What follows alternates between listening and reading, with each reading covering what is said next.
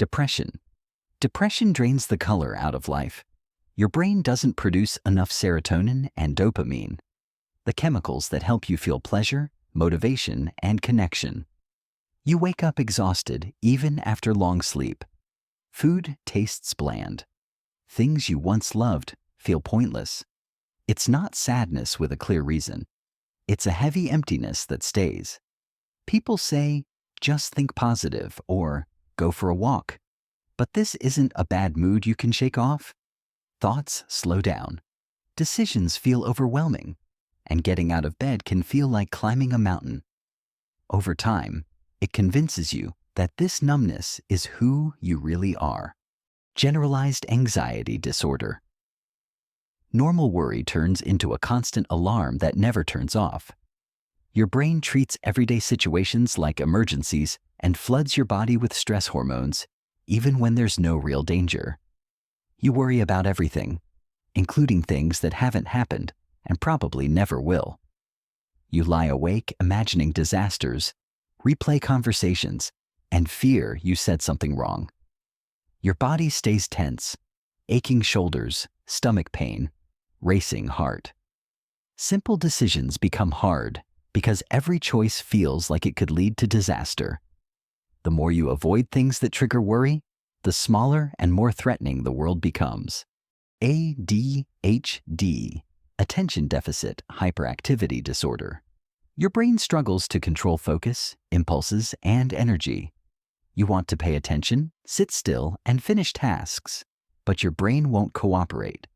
You can hyperfocus for hours on things you enjoy, yet boring tasks feel almost painful to start.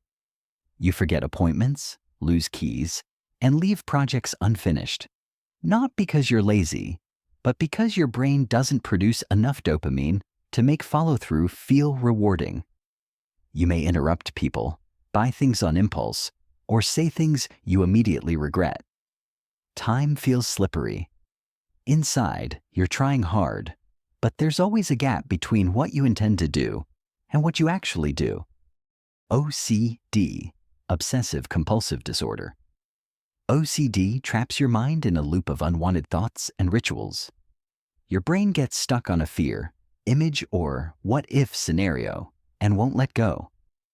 These are obsessions, thoughts you don't want but can't push away. To reduce the anxiety, you perform rituals, washing hands until they crack, checking locks many times, counting, or arranging things perfectly. The relief lasts only seconds before the fear returns. You know the rituals are irrational, but the fear is so strong you can't stop.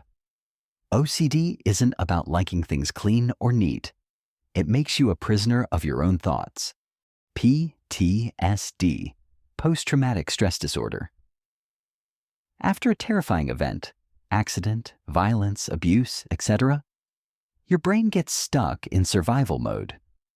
Instead of calming down and filing the memory away, it keeps replaying the trauma as if it's happening right now. Flashbacks aren't normal memories. They are full physical re-experiences. A smell, sound, or sight can instantly take you back.